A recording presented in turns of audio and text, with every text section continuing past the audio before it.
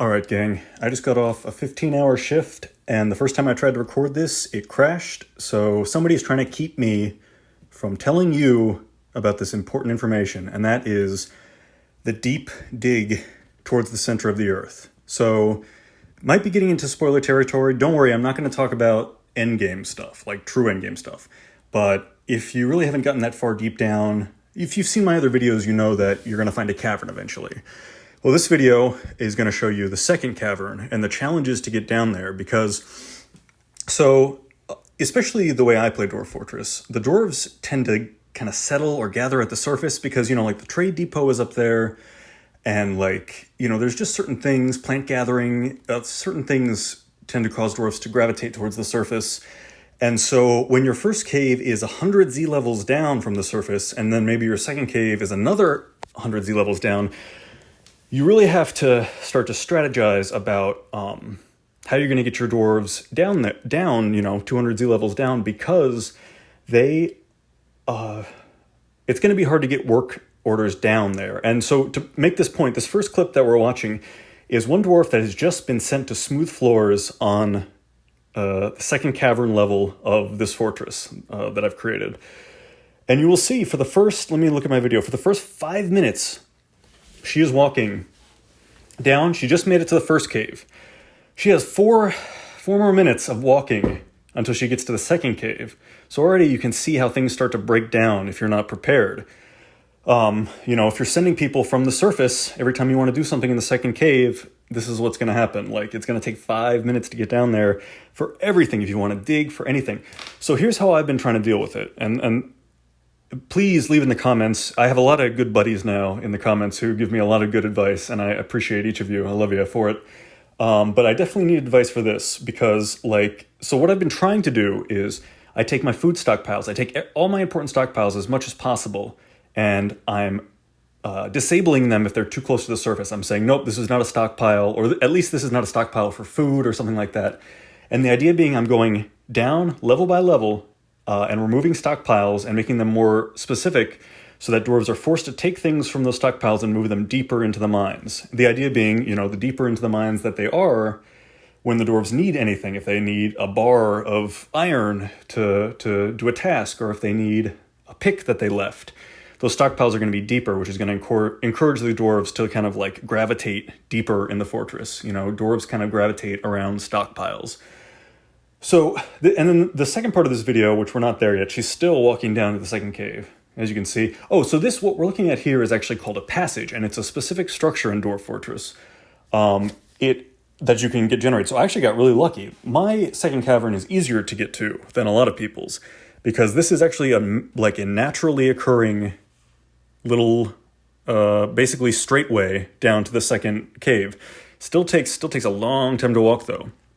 So the second video that's coming up is me trying to deal with that, and part of what I'm doing is I'm moving I'm so stuttery. Again, sorry guys, 15-hour shift. This video is either going to be my best or my worst, but we're going to power through. So she's still moving down, and I'm moving stockpiles deeper into the fortress. Other things I'm doing are, trying to move bedrooms down deeper, dining rooms down deeper. I want the dwarves, whenever they have an urge to do anything, I want them to do it down deeper in the fortress.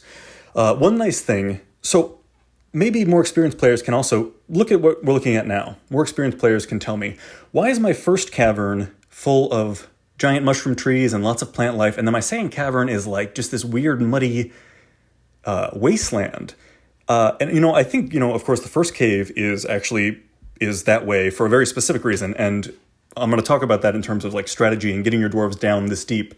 So the first cave is rich in everything you would need. It has animals, it has plants, it has lumber. And the reason that, at least I think, the reason that it's like that is because the idea is that that's your new surface now. It's supposed to be. Your dwarves, they still have to go to the surface for the trade depot, but that first cavern should be their surface now. And now, they're going down to the second cavern. So, anything that they would normally go to the surface for, like trees, plants, hunting, they can now do in the first cavern. So that's the other part. That's step 2 of what I've figured out as ways to get my dwarves down this deep. Is from now on, anytime something you could assign at the surface, instead assign it to your first cave. And that's really the name of the game, is just trying to get the dwarves to like forget about the surface world and to not visit it all that often.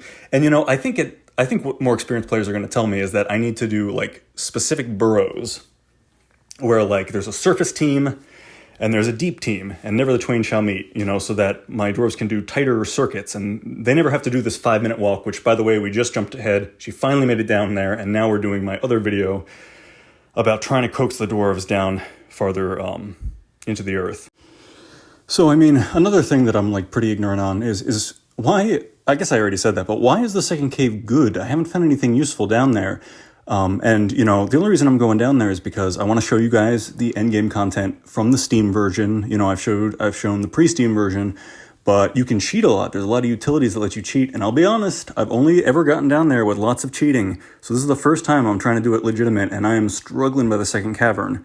And we're not even almost at the endgame content, because after that, and again, we're getting into some mild spoilers, not endgame spoilers, but, after that, what happens is that you finally get to the magma level, usually, on most embarks. And that means you can build magma forges. You don't have to spend wood, charcoal, coke, any of that stuff. You don't have to spend that anymore, because the magma heat will just handle all the smelting and forging for you. So I'd like to at least get there, but I have to figure out this burrow system. I got to figure out a way to get them down there, because it really does, I'll call somebody, I'll say, hey, you're good at fishing, right? You want to come fish on the first cave just to be down there? And then he'll be like, okay, well, but my bedroom is on, it's 100 Z levels up, and then it's still another Z level, another 100 Z levels for the next cave or so. I do want to do a couple corrections, I guess, from last time. So that horse zombie thing, I was describing the disease transmission as being like a bite. And I thought that was true because my horse lost its teeth and then it stopped infecting other things. But I guess what actually happened is that it was a dust contaminant. And so the way that these zombifying weather events work is that there's either a gas, like a swirling cloud of, zombifying stuff, which reminds me of an old Simpsons Halloween special. Just one sniff of that fog and you're inside out. I'm tired enough to sing to you guys, so that's too much. I'll probably regret this in the morning. But, so there's gas, there's swirling clouds of fog, but then my embark was actually dust, which means that it's a contaminant that stays on you. So what I interpreted as bites were actually, like the birds pecking and spreading this dust that was on them onto this horse. And then the horse, I guess, having so little on it that it just never bumped into anybody the right way. I guess what it was doing was it was killing everything so fast that maybe there was no time to even check if they would zombify. But all that being said, okay, so you might have seen my community post that horse, that zombified horse, is now dead because it did actually fall in the river and wash off that dust. That's how I confirmed it was a dust. And right after it had killed somebody, so then a merchant, which had armed guards. So it killed the merchant, became a regular horse, and the armed guards killed it. So sorry, rest in peace. But yeah, Dwarf Fortress is going great. I'm kind of bad at it. The more I make these videos and the more I try to show people how to do stuff, the more my self-esteem for understanding this game goes down, but that's okay. So what we're looking at here is a room that I've just asked. I said, please carve out this room, and you can see over to the left there, this is our first cavern. And I'm setting a hotkey so I can check on it. But the rest of this video is going to be me disabling other laborers and taking jorbs. I said you did a great jorb out there, Homestar. My word association is especially good today. Taking dwarves off jobs is what I meant to say. Taking dwarves off jobs to give them no other option but to find this dig command, and it still takes the rest of the video, 4 or 5 minutes, for 3 of them to get down there. And I think the last save that you'll see in this video is me. I save it as finally, yeesh. It's tough. It's tougher than I remember. I don't know what it is. I think maybe I was relying on some of the dig hacks and some of the dwarf psychiatrist hacks, and I was just I never realized how hard it is to do completely legitimately. But we'll get there. Like I said, I'm taking the stockpiles down, so if a dwarf wants something, it has to go lower and lower in the earth to get it. Same for beds, same for tables, same for anything that they might want to get their hands on.